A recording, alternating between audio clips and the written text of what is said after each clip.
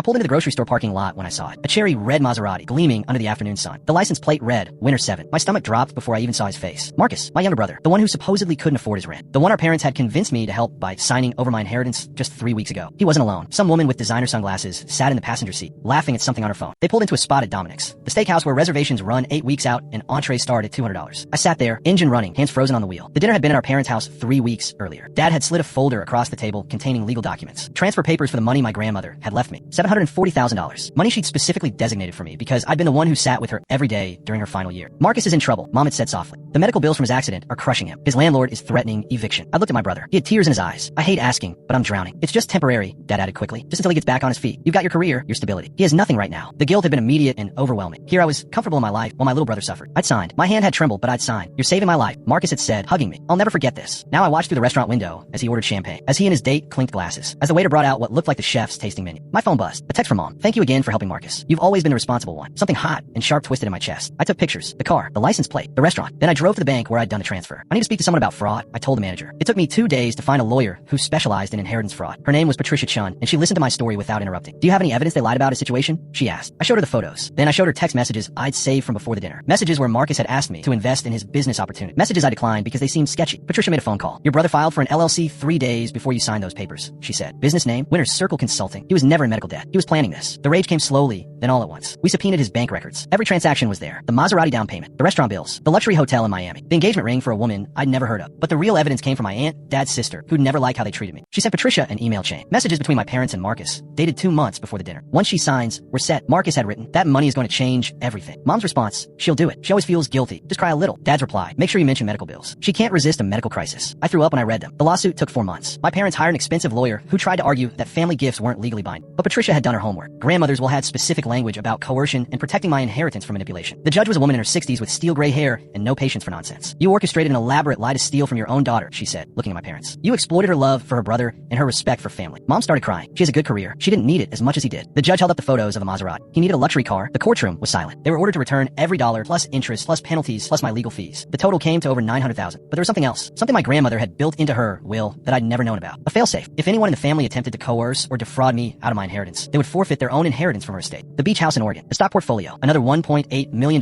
my parents were supposed to receive when they retired. All of it now came to me. Patricia handed them the estate documents right there in court. Dad's face went completely white.